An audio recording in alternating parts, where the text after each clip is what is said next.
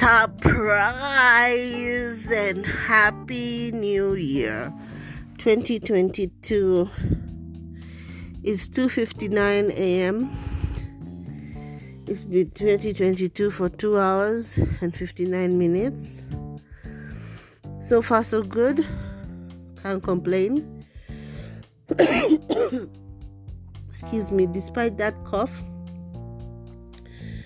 my Omicron/flu is over, which I find very encouraging. It's an encouraging sign for the new year. At least we're starting healthy, right? Apart from a blocked nose, which is just like, I think, cold, late night, etc. So it's been a while. It's been a minute. I've been busy, super busy with work. So busy, I haven't had time to do anything else. Not leisure, not exercise, not writing my own shit, and certainly not podcasting. There just hasn't been the energy. But I finally figured out how to use a dictaphone to write, which means I'm much faster, which gives me more time to do other things.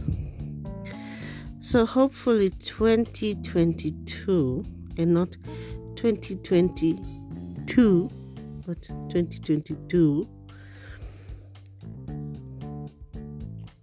will be a more diverse year than both 2019, 2020, 2021, which was just work, you know.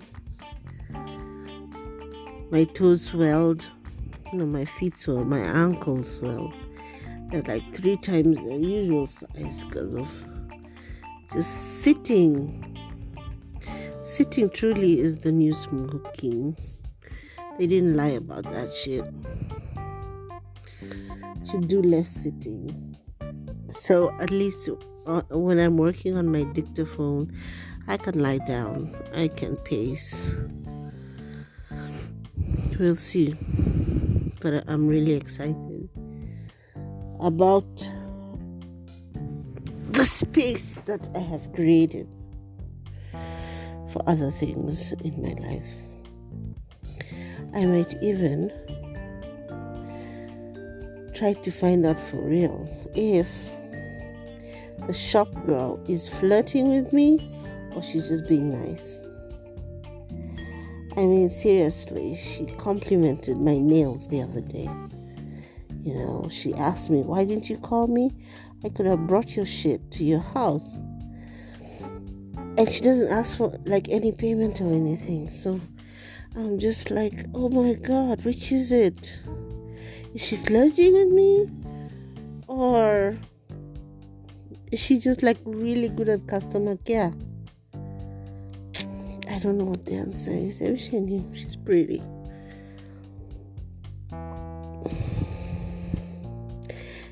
And of course you can't just ask. You can't just ask, hey, are you flirting with me?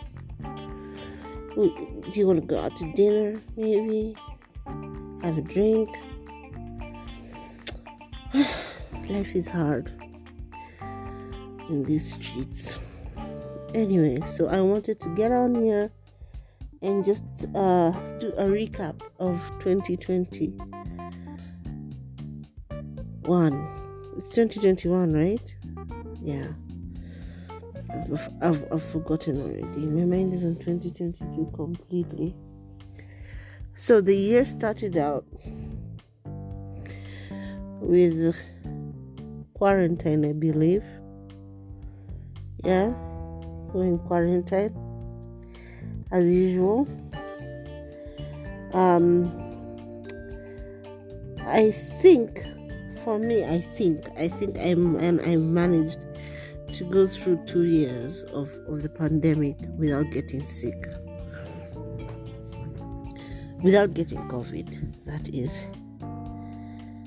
Maybe I had it and it was like a mild case and I didn't know that I had it. But from what people say when they have it, it seems like you can't have it and not know that you don't have it, that you don't know that you have it. But I'm sure there are many people who had COVID who are just like, I thought it was a flu, but I didn't even have that. I thought it was a flu type things. And even, I've just come back from Christmas with the extended family, and there were 2 kids who were sick. And when I started like having a scratchy throat and a blocked nose and generally body pains. I was like, oh, okay. Is this it then? Finally, I have been caught. I didn't even want to go for that Christmas thing. But at some point, you start feeling like, people will start thinking that you're literally avoiding them because you don't like them anymore, some shit like that. It becomes political. So, because I was the last 2 Christmases spent on my own with my son, so I thought, it's a big house, we'll manage. So anyway, there I was. I thought, okay, now it's got me. This time I've been caught. So me being me, I just like attacked it with everything that I had as soon as I got home. Like everything that I had. And the next day I was feeling better. And the next day after that, I was just like, okay, now it's just a sneezing. Maybe it was just a cold. But then I read somewhere on CNN that Omicron presents as a cold and flu. So I was like, okay, it's cool. I mean, if this is it, it's super mild, it's already ending, and it protects me from Delta, so win-win-win. I was kind of hoping that it actually was Omicron. But now, again, I don't know because yesterday my period checked in, which means it could totally just have been my body lowering immunity and whatnot and getting sick from my period is coming. Some of us get sick because my period is coming. So now I'm back to, I don't know if I've ever had COVID. Anyway, it's not like I want to have it. If this weird immunity that I have continues, well and good. So we started out the year in quarantine. My kid was doing architecture. He was miserable, I think. There was just like a feeling of still being in that space of, am I living or am I marking time? We're just here marking time, waiting for a bell so that we can start living again normally. But also I was trying to get my mind into the mindset of, this is your new normal, get used to it, stop marking time, start living in a new way. Yeah, it's time to find a new way of living. So to that end, I got me a bike to be riding. I got an exercise machine because I was like, we're not waiting for this pandemic to be over so that we can start exercising, or we can start losing weight, or we can start getting fit, or we can start enjoying bike rides. So I was really in my head. I was just like seeing myself riding everywhere with my little cute little bike with its little basket for shopping. It didn't work out like that. For one thing, it's been years since I rode a bike, so I was so out of practice. That thing of it's like riding a bike, it's not like riding a bike. And of course, my son was no help at all. He was just looking at me like, oh my God, Mom, you're so useless. So I had to dig up my friend called Bright, who is a biking enthusiast, to remind me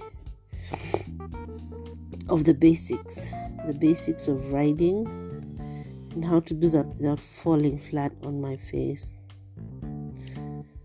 He gave me one lesson, which was really helpful.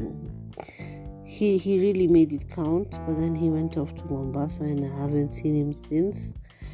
I'd probably have to track him down again, hunt him down with a hunting rifle and for a second lesson. I might do that, or I might just put back the pedals and just start practicing slowly.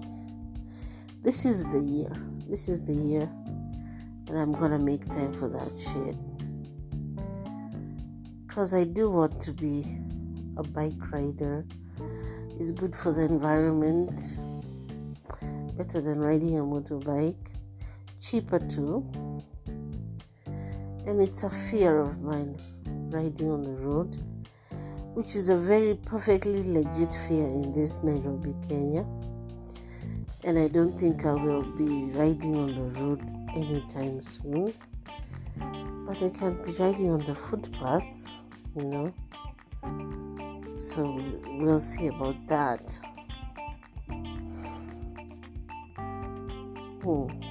So bikes, yes. So my bike, I had been looking for a bike for a while, and I saw this advert for just exactly the bike I wanted. One of those ladybug bikes with a basket, and I hadn't found one in Nairobi, and this one was in Mombasa. So I was like, God damn, how much would the shipping be? And then it turns out the shipping is free for your first order. It was like kismet. Yes, a lot of things this year have been just like kismet, one thing after another.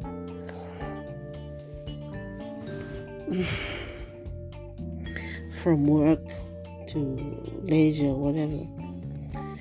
So I got my bike, right? And I moved houses. I moved from a house to a flat. I like it. It's smaller. It's more compact. It's like made for two people who are fairly close but who like their own space. It's a perfect size for that. The other house was a little big, I think, and maybe a little cursed also. Plus, the landlady was a bit of a con woman, apparently. So anyway, I'm happy. I'm happy with the new place. The only thing is that I chose it so that I could swim every day. That would go towards my fitness goals. But two things. It's been cold as fuck the whole year, and the pool has never been clean. So it's super frustrating. It's super, Alanis Morissette, rain on your wedding day. the works. I want to see if January is hot. I'm gonna launch a campaign to have the pool clean so I can swim.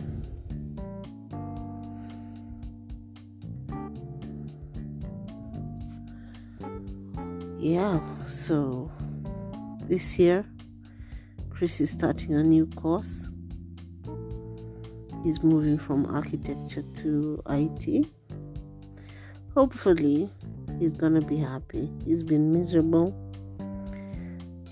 Hopefully this will make him happy, and therefore he's gonna work his butt off and achieve the results that he wants. I don't pray for him because I don't believe in praying anymore, but I'm constantly sending good vibes his way.